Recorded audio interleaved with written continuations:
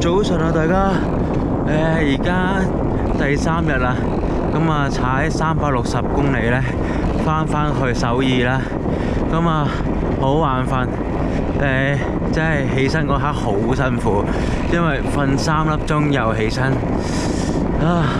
瞓4粒鐘同3粒鐘，最大分別就係其實要去到首爾嘅時候係第2朝嘅幾點，咁啊今日狀態都唔會話踩得特別快啦，所以我諗應該可能都要去到7、8點先至去到首爾㗎啦。咁啊由入夜到去到7、8點嗰啲時間係好眼瞓㗎會，咁早少少啦，唔好咁啊喺即係眼瞓之前盡量完成得最多啦。咁啊之後就可能要瞓街又成㗎啦。咁啊仲有一個問題就係首爾應該會好凍咯。咁啊瞓街嘅時候呢，嗰啲一瞓就好凍㗎啦，好恐怖。所以我都唔知係冇理由捱咗2日，而家因為唔想起身而唔踩㗎嘛，所以我哋硬住頭皮咁頂硬上啦，暫時只可以。好，咁啊，好啦，我出發啦。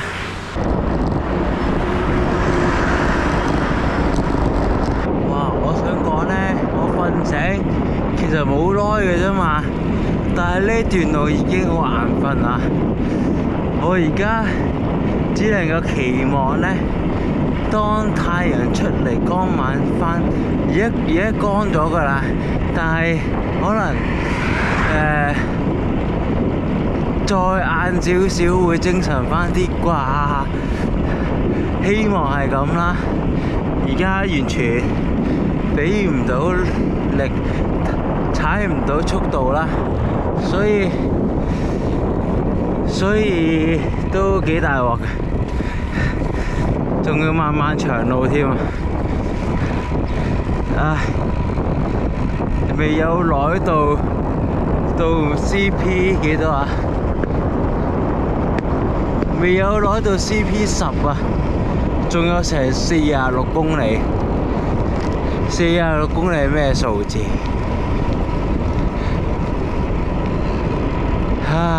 我諗啊，即係3個鐘，但係3個鐘又即係就太慢咯，即係2個零鐘。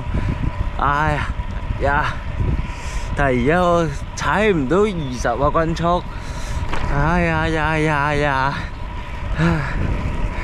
點算啊？有車油喎。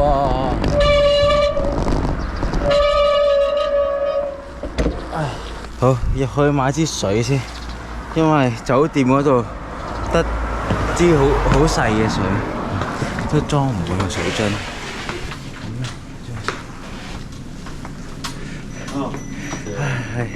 Good morning。咁呢，哇，好亂啊呢度。咁我順便呢，就應該要除咗呢件黑色褸先啦。費事中間陣間又着又除啦。飲個紫菜湯先，見到。OK， 我諗幾好嘅，應該暖一暖，因為今朝都食唔落嗰個杯麵。雖然呢啲都係味精湯，啱㗎啦。呢個嘢入邊乜都冇，真係有包嘢嘅啫喎。睇得出嚟，睇下咩嚟先。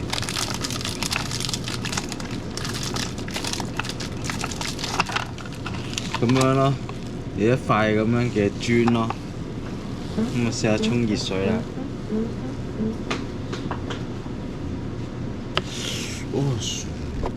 咁樣咯。咁要等幾耐？係咪吸住佢搖勻佢？唔知喎。好似搖咗周圍都係，唔好亂咁搞啦。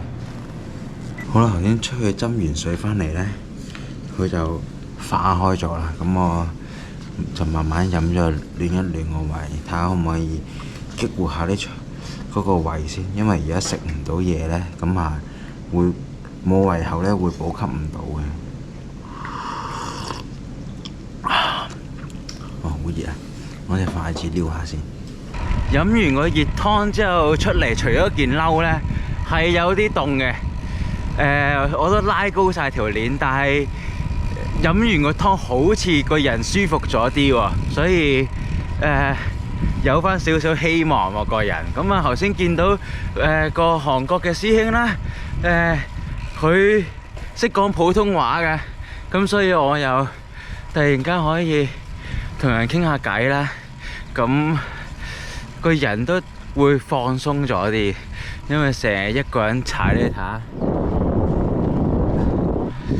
冇人，就係咁樣自己一個人喺條路中間，間唔中就有啲車經過咁樣咯。好，希望暖完個胃，呢種反胃嘅感覺可以早啲消散啦。咁我亦希望可以盡早運作正常翻啦。好，又一個小波，嚟緊都係上上落落噶啦。進嘅上波，突然間有好大霧啦！呢度係一個湖啊，側邊咁啊，湖上邊嗰啲有層霧氣啦，嗰層霧氣飄埋出嚟呢個路上面啦，所以呢，而家係突然間好濕咯，嗰個環境。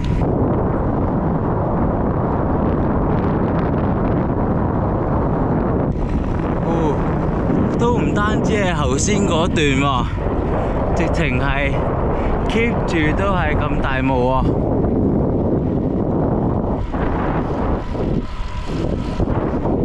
一大霧嘅時候呢，啲衫又冇咁好透氣啦，但係吹咗嚟啲風又會凍凍地啦，係冇咁舒服嘅踩得，係啦。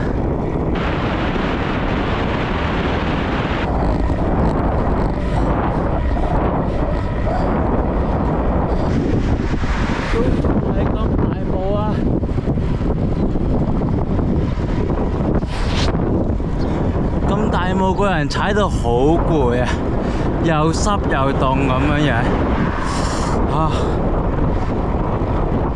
幾時可以俾翻個晴天啊？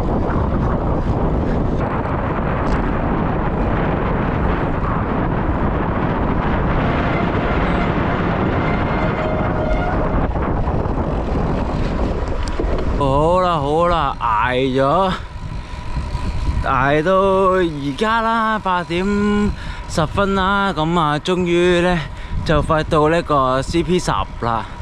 咁啊，第一日呢嚟到呢度嘅時候呢，其實已經係夜晚嚟嘅，咁啊夜晚黑都好燈火通明嘅。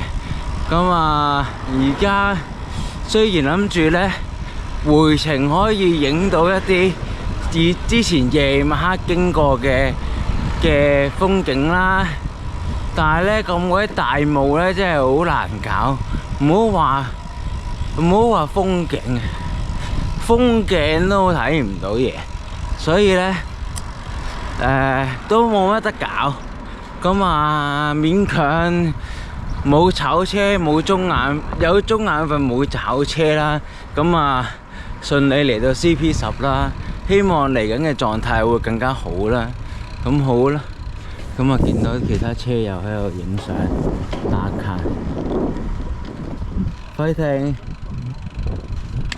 周身骨痛啊！而家啲大髀啊、囉柚啊嗰啲全部都痛啦。今日條阿基里斯腱呢就未痛嘅，但係大髀咯，係咯。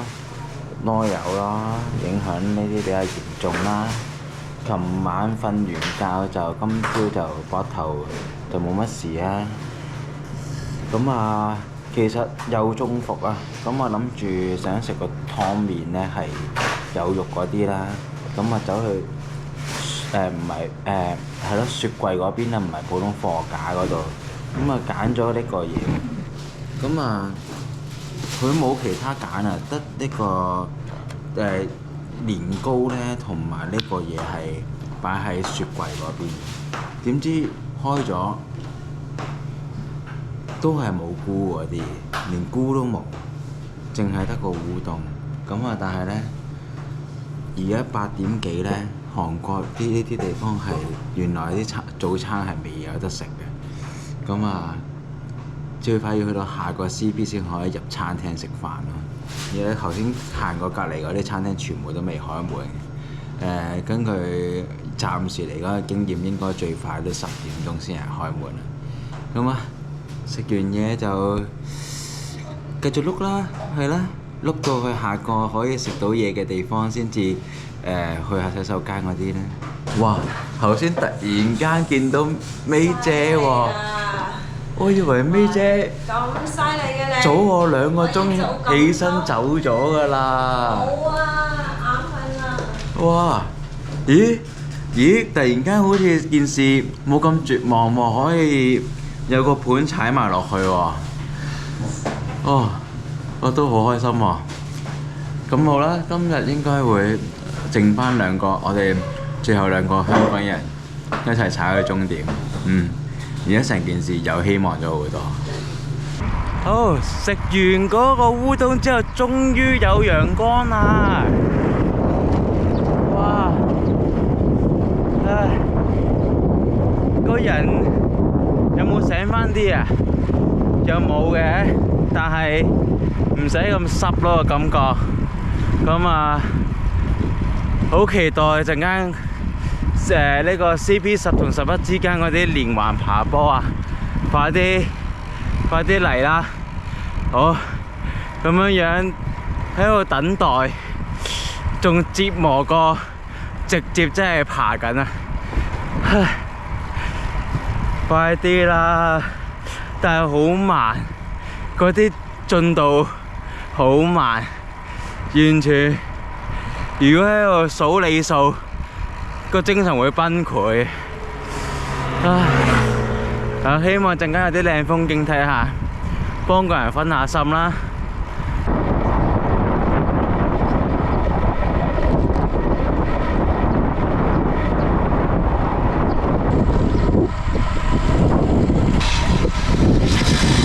而家暫時趁冇車逆線一下先啊！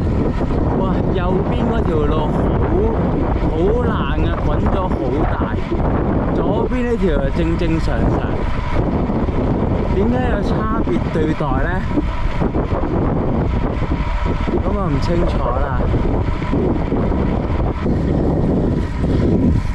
低溫經過呢度乜都睇唔到，原來呢個係一個養馬嘅牧場嚟嘅，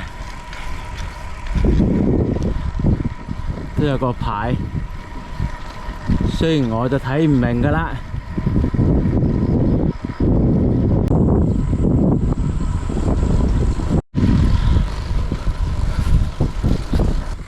好啦，正式開始一啲連環坡道啦。一嚟就已經冇晒齒鼻啦。哇！嗰個石似唔似嗰啲胸肌加腹肌？爬呢個坡呢，終於熱得滯啦，支持唔住啦。咁啊，嚟到呢度第3日，終於攞返呢件普通薄 jersey 出嚟着。哇！睇嚟今日係仲熱過我琴日落去釜山嘅時候。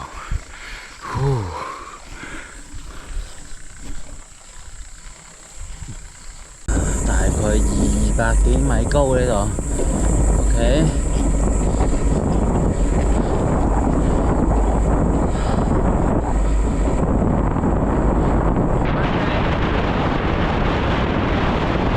哇！遠處都夠雲，好似龍捲風咁啊！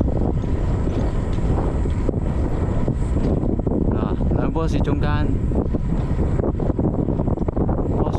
邊，而家都好眼瞓，一到平路就好眼瞓，上車都好啲，但係平路呢，就枕車又唔算太快啦，咁啊，但係又眼瞓啦。我真係想像唔到今日會慢過第一日幾多，可能要25-26個鐘得唔得呢？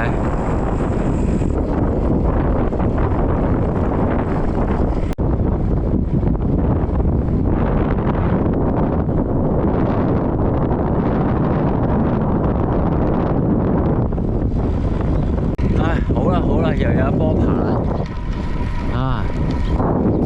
會咁眼瞓啊！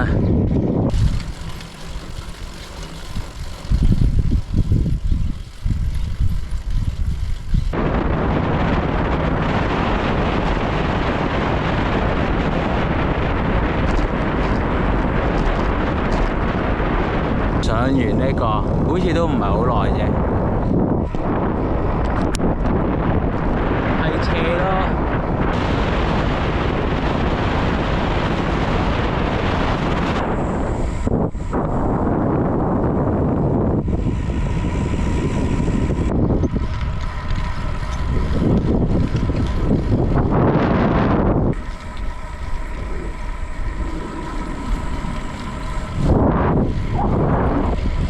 又返嚟瓜火路啦！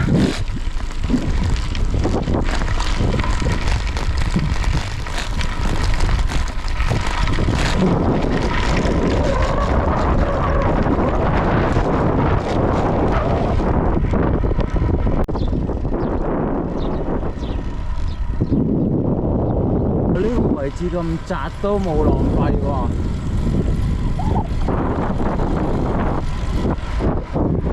種晒嘢嘅喎，嗰度都應該就冇得用，唔係咁容易用到大型機器咯，覺得嗰個位。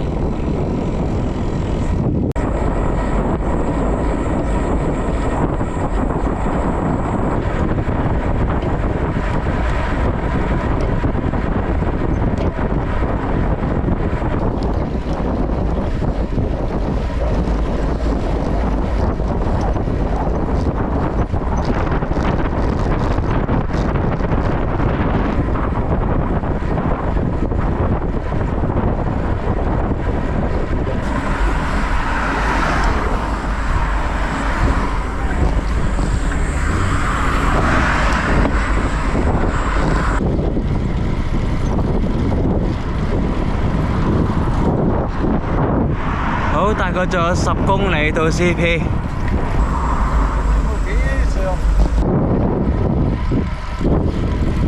好，而家踩咗3/4啦。嘉明話我踩咗261公里啦。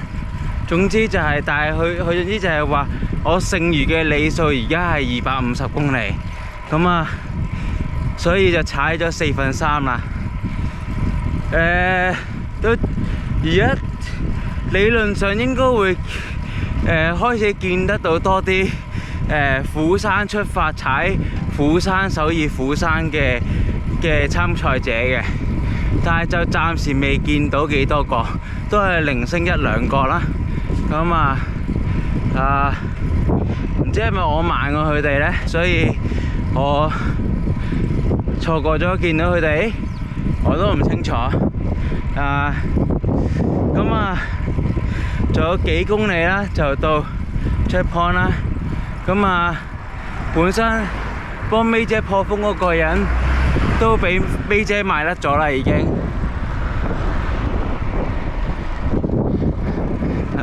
我完全 join 唔到佢哋，次次上車都200幾火啦，所以我踩翻自己就算啦。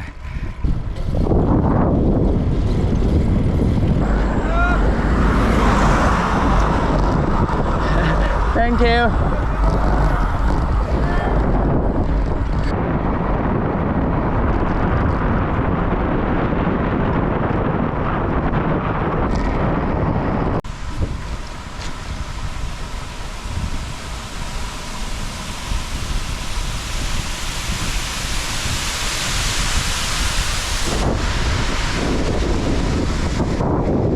好啦，我又翻嚟啦。記得前邊好似應該落咗橋就係 checkpoint 嚟㗎啦。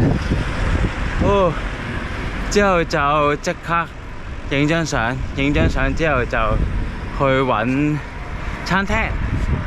頭先就喺 CP11影完相啦，就揾咗間餐廳啦，就食呢個叫秋魚湯啊。Google Translate 講，咁啊，我估係最我唔知其實係咪咩魚啦，但係係嗰啲煲到溶晒嗰種魚湯咯。咁啊，好好飲嘅，同埋好旺場嘅，係啲好忙嘅啲職員，之後啲客啦，食完就走又入嚟新嘅啦，之後坐到好爆嘅。咁啊，幾特色啊！係咯，冇諗過會食到啲咁嘅嘢，亦都人生都未食過，所以個體驗都唔錯。咁啊，出到嚟就好熱啦。咁啊，佢呢段去CP12呢，都係特別多山嘅。咁啊，繼續慢慢捱啦。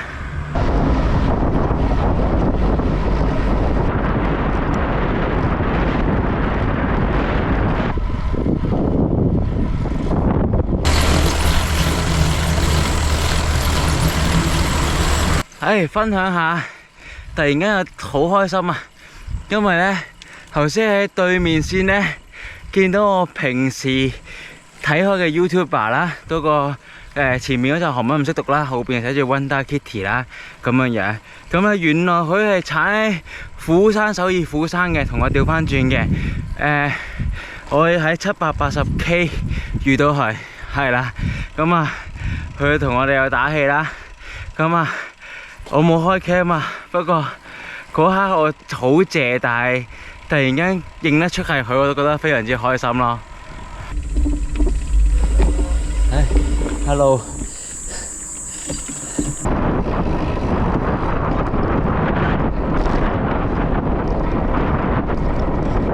我今朝早冇太啦，踩得好辛苦啦。食完飯之後，突然間曬完一輪呢，亦都踩唔喐啦。但係頭先呢，嗰啲連環上上落落嗰啲波呢，咁啊令到我即刻個人醒翻晒咯喎！唔通我突然間由平路選手轉咗成為呢個爬坡選手？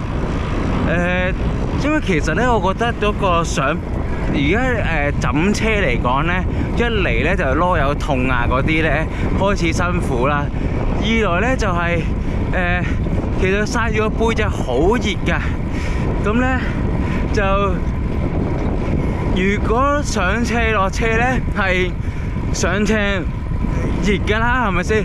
第一落車就好涼咯，咁個人即刻醒一醒咯，咁啊再上過咁樣樣咯，有呢個加熱減溫嗰個過程咁樣樣，成件事好似爽啲咯，咁啊不過而家睇嚟又有一段平路要踩啦。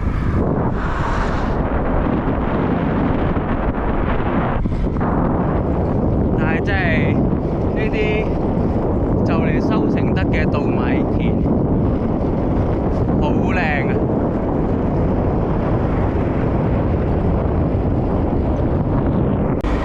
正啊，係樹蔭啊，哦！即刻俾多少少力啊，唔多嘅，但係頭先嗰啲得80嘅咋，80火嘅咋。哇，好開揚啊，好空曠。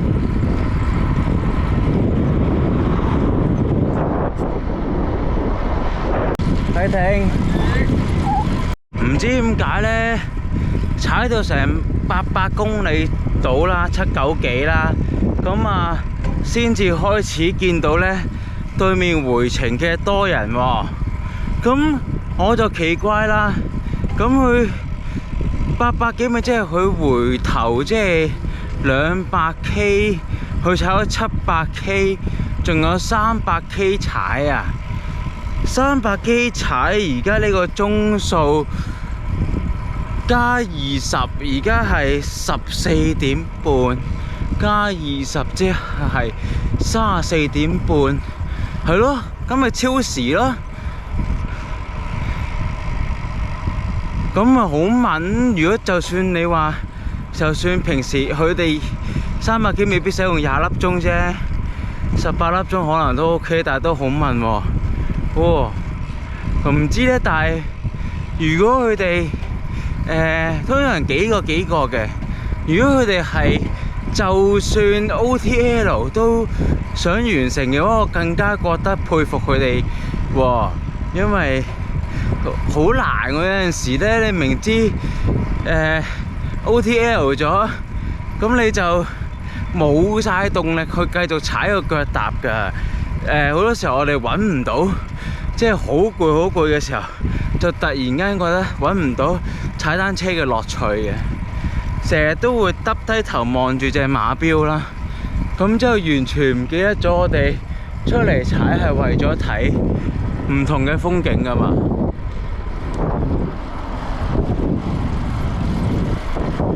所以我都要提醒返自己，唔好成日耷低頭。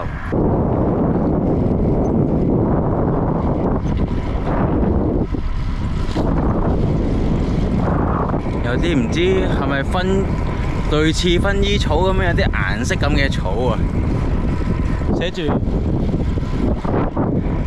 pink mushy grass 咩？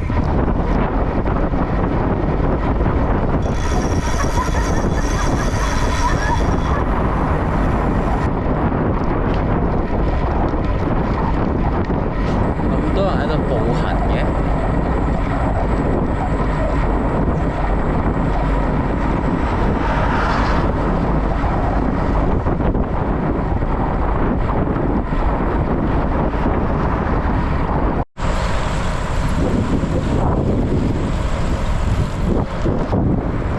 冇蚊嘅話幾寫意啊！我都想香港坐喺條河邊可以冇蚊啊！哇！呢度仲靚。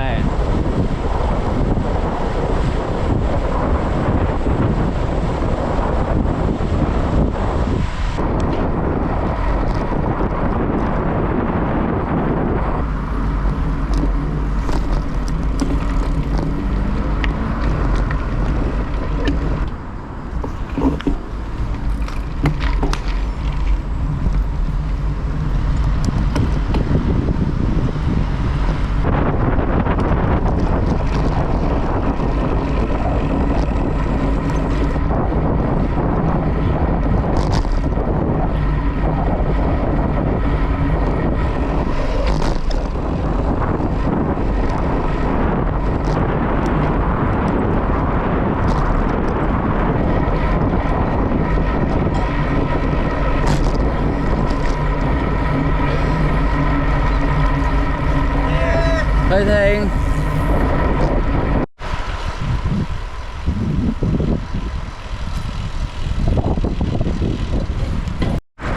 好啦，又嚟到呢個景點啦。但係另外一邊係寫中文字嘅，咩間唔知乜。呢度睇到啦。好啦，嚟到今日嘅大佬啦。300幾米爬升，5.7公里，唔係5.07公里。咁咧，會去翻最頂呢個咩花嶺啊，嗰個叫死啦，唔記得咗添。咁咧嗰度啦，咁啊有間souvenir shop 嘅，咁啊上完呢個咧，全回程最高嘅爬升咧就會過去噶啦。咁之後咧就會整多個85嘅好似。咁啊之後有冇唔記得啦？咁陣間再講啦。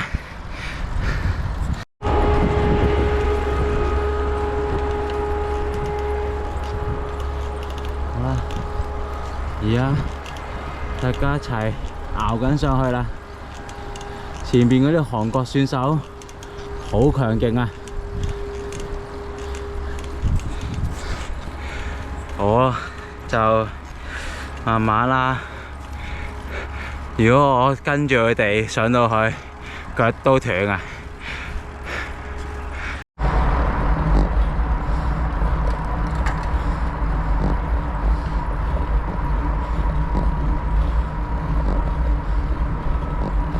啲韓仔已經走晒啦，比較鏡頭仲望到嘅就剩返兩個韓妹，太屈機啊！哇！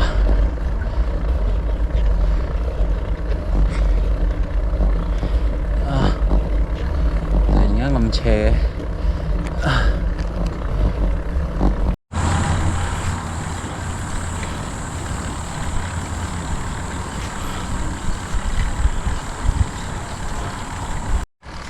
哇！我諗差唔多啦，卡恩鋪話完咗，但係仲未爬完。咁啊，路線就話仲有300米到 checkpoint。好彩咧，呢個山嘅呢一邊咧，全程都冇太陽啦，咁啊唔使爆偈啦，又唔使怕缺晒水啦。咁啊，但我踩到好暈啊！中下咁。好啦好啦，見到道門啦，到啦，之後10公里後又有一個，唉，哇！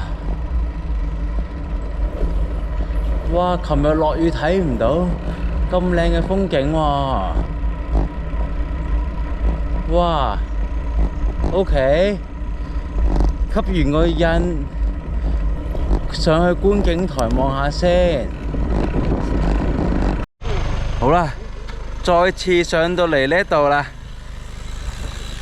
佢哋即刻衝咗落去啦。咁啊，May姐就跟返一班台仔台妹咁樣樣，韓仔韓妹咁啊落咗去先啦。咁啊，但係咧，我又想影一影個風景俾大家睇，所以咧。就俾佢哋行先。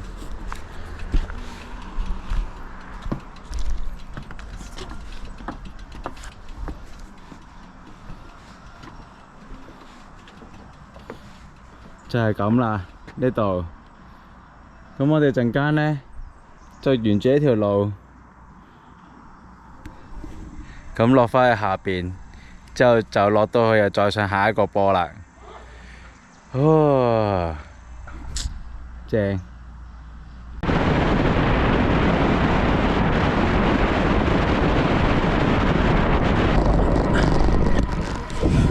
而家上緊緊接而嚟嘅第2個坡，咁啊，當我發現佢一個坡嘅時候呢，就望到爬升剩返100米左右啦。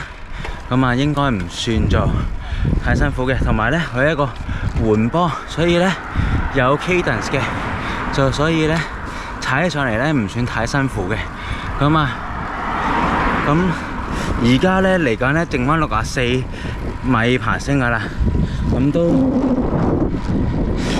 都 OK 嘅。呢個波落完之後，我見到下一個寫住係25公里之後噶啦，所以應該我會食咗嘢先至上下一個波噶啦。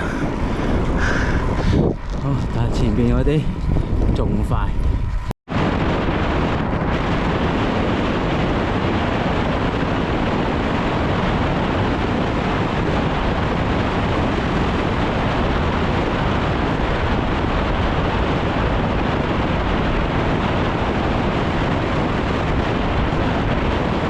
頭先落山呢，我估都有啲凍啊，所以喺山頂呢就笠翻件 G-Leg 啦，先落山啦。咁因為我而家準備去食飯啊嘛，咁我費事又除又着啦，咁呢就直接就笠一件 G-Leg 上去呢。咁啊落完個山呢就乾手淨腳啦。咁啊而家應該好快嘅，有得睇睇先。OK。大概2-3公里就可以到之前撞到阿 Brian， 見到佢喺唔知係咪嗰間係咪 CU 呢？係啦，嗰度食麵嘅時候呢，俾我見到佢啦，就會去翻嗰度啦。嗰度好多餐廳嘅，咁就可以揾一間好嘅，咁就食翻個嘢先至再上之後啲山啦。都要做定心理準備，係要挑戰夜晚捱眼瞓咁樣踩㗎啦。不過咁人哋限時嗰度原本就咁樣設計㗎啦。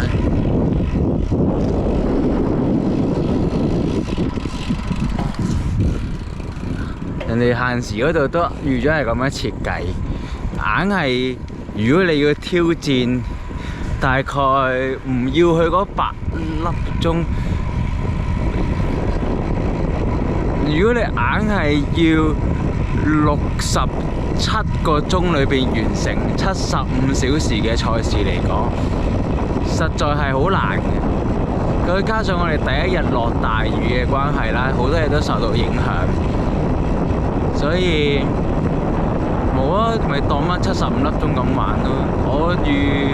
我希望73、74粒鐘可以去到啦。咁啊，太問水我會好大壓力嘅，所以我都唔希望太問。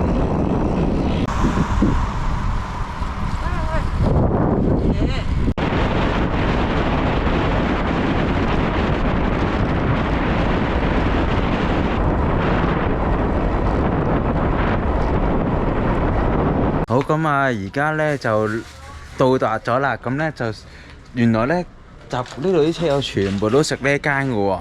咁我哋就試一試啦。咁啊聽下阿 May 姐講，佢哋之前呢全部都嗌呢個豆腐湯嘅。咁見到有肉啦，咁我都覺得應該穩陣啩。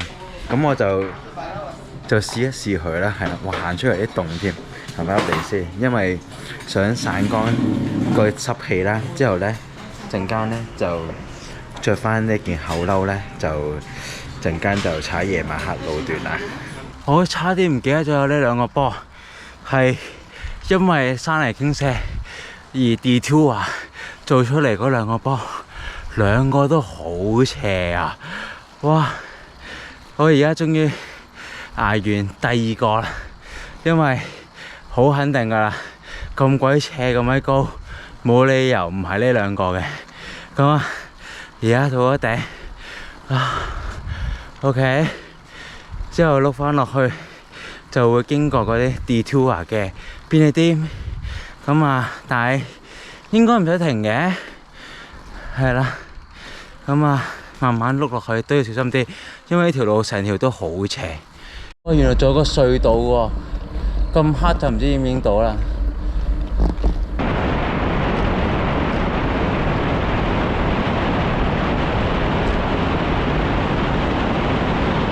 哇！唔好話嗰兩座山，原來過咗兩座山之後入咗個社，都有幾個坡要去爬嘅。呢個 detour 呢真係金啊！呢個 detour 都係再重複，就係因為山泥傾瀉封嗰條單車徑，所以就主辦方就改成呢條路線，所有人都焗踩多幾個斜坡咁樣咯。希望冇啦就嚟，不過一日未轉返去單車徑，都唔敢肯定嘅。各位觀眾，我哋上緊條好斜嘅單車徑，斜過白公坳，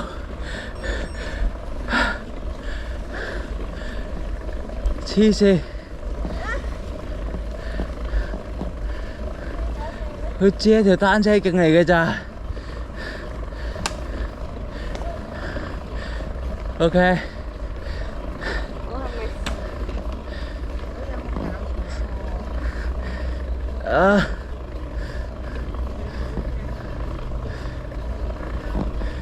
韓國啲斜嘅定義同我哋真係好唔同啊！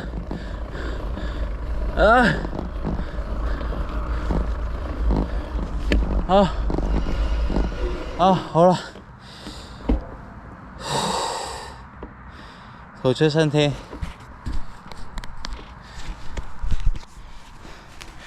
哇，勁斜！哇，喺呢啲咁樣嘅 moment 仲要攞命啊！推都推好耐，唉，但可能推都好嘅。呼，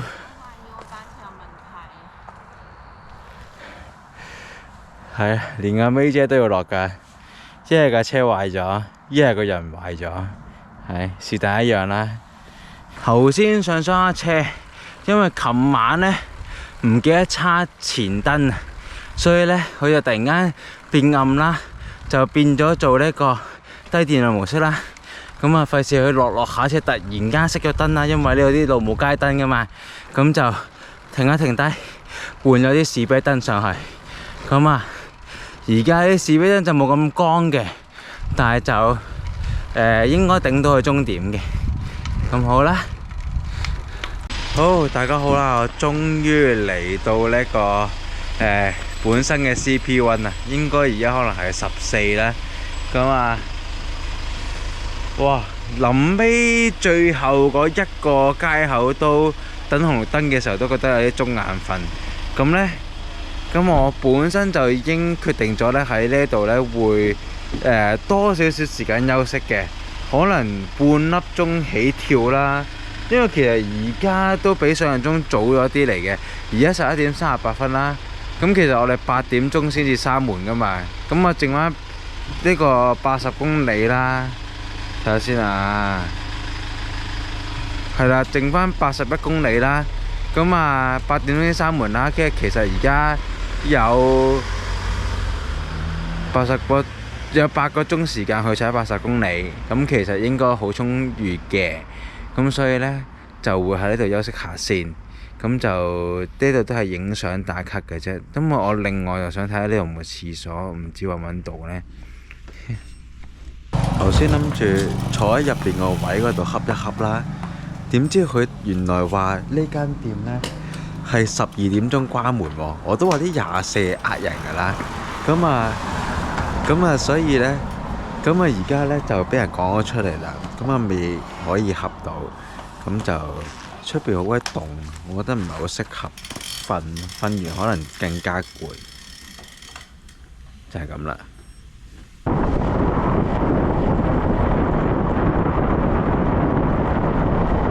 好啦，我哋頭先呢就喺呢個橋底啦，就露到咗10分鐘，咁啊叫做幫隻眼休息下啦，咁啊繼續前進啦，因為我就快開叉啦睇嘢。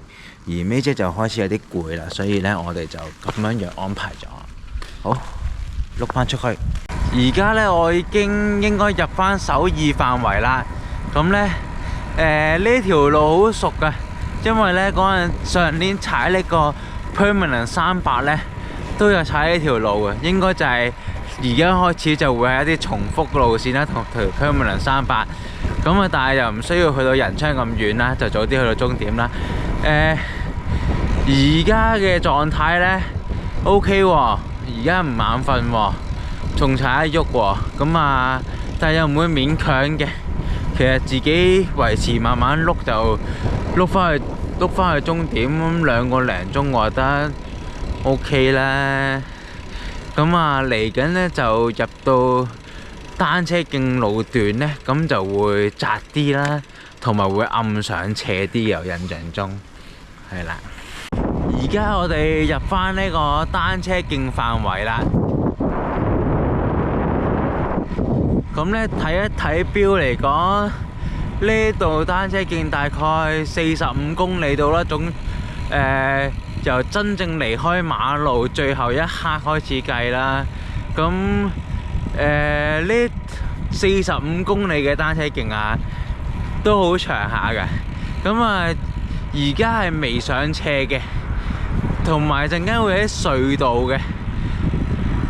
咁係咯，如果精神狀態良好，就可以一步踩到尾啦。咁就最理想㗎啦。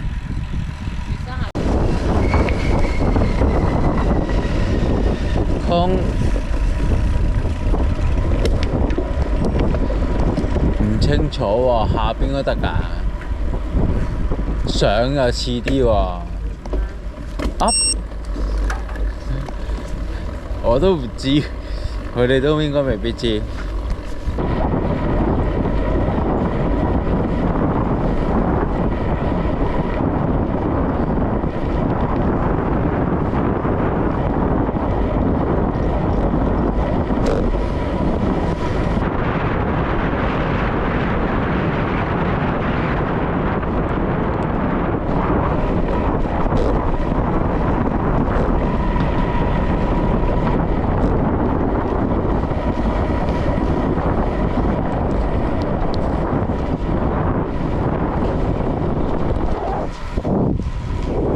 數下好似有成5、6條呢啲隧道喎，唔係當初記憶中嘅2條添喎。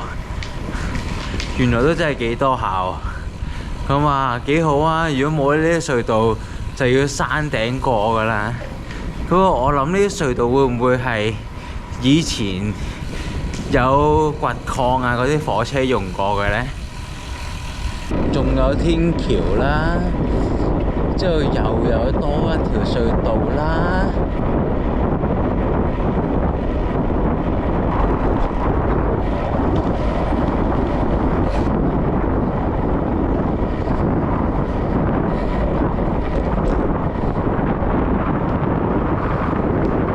見得返呢個巴士站呢，就想分享下呢。我上年嚟踩300嘅時候啦，咁啊落大雨啦，體力好差咧，咁啊喺呢個巴士站瞓覺嘅。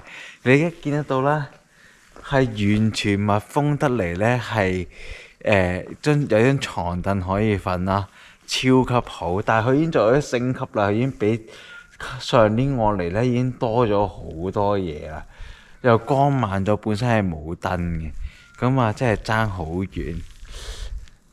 即係咯，呢度好安全咯，呢度路島我覺得非常之安全，同埋入邊可以確保冇蚊咯。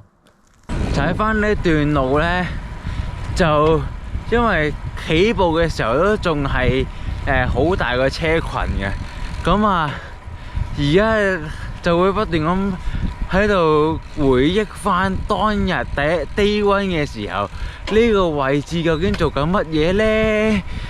頭先嗰啲經過嗰啲就知道咗哦，呢個位置呢，阿 May 姐就去咗阿 Tech 嘅咁樣樣，咁啊啲嘢都好歷歷在目啊。咁啊而家繼續重溫，但係有時有啲位置呢，就完全唔醒起，咦有經過呢度咩咁樣樣？好似呢度咁樣樣。有個牌咩？咁啊未必下下都諗到嘅，因為嗰陣時車速好快，咁啊亦都而家個意識好模糊啦，所以但係件事幾有樂趣啊，覺得。哇！呢度原來有條紫色隧道嘅咩？綠色隧道嘅咩？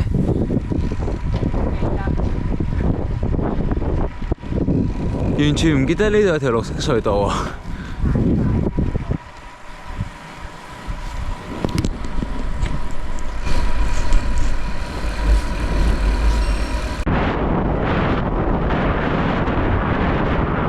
哇！頭先恰着咗，即係恰着咗幾次啊？頭先都恰着咗幾次啊？咦？入邊喎，係咪？哦，前面都入到。喺咪入邊咧？係啊，應該係。係啊，嚟嘅時候呢條路㗎嘛，我估返去都係㗎啦。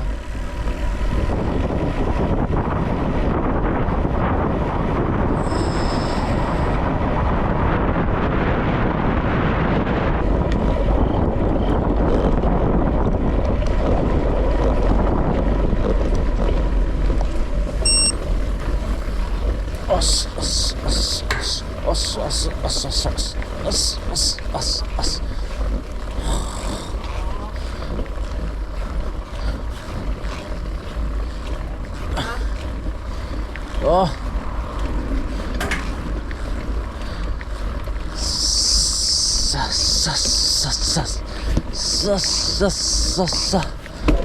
啊！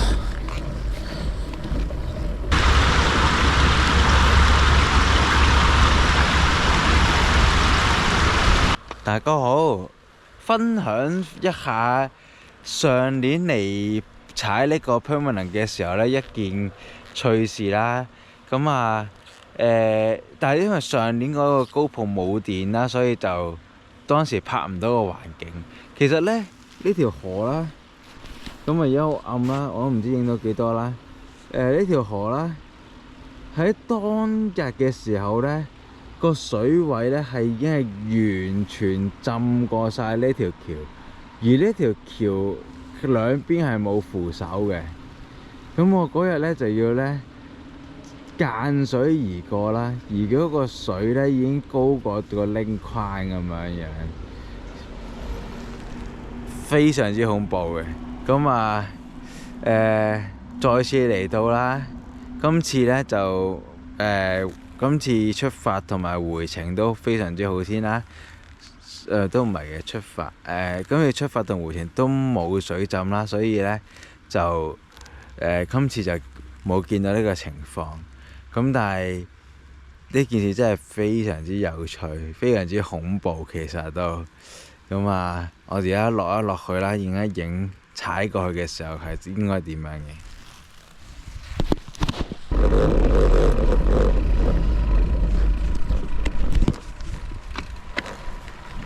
側邊嚟呢啲坡都矮嘅，擺明就係俾水沖蝕晒啦。同埋呢，頭先踩過嚟嘅時候已經中咗幾次眼瞓啦，所以決定而家呢就嚟到公園仔嗰度呢，就揾個地方瞌翻10分鐘，之後先至踩埋明明只係爭10幾 K， 但係中住眼瞓都係踩唔到嘅。咁啊呢度已經有好多晨運坑，呢個晨運緊啊！一瞓呢，一醒嗰下呢，我凍到飛起，黐線！見到勁多人喺3點鐘落嚟做運動，舉鐵咁樣，好凍啊！沿河左轉。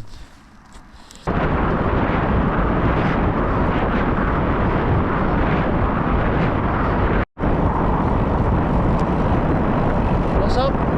拜仁。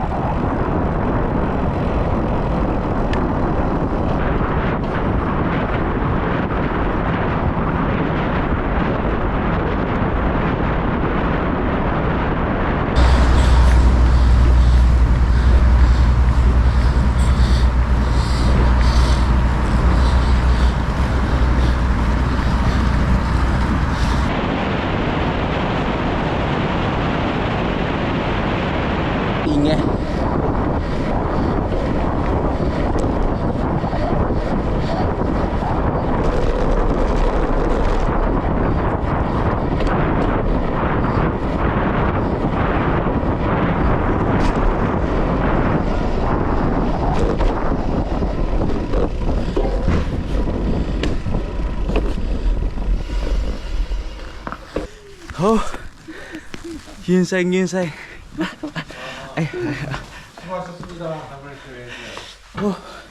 OK。拍photo。拍photo？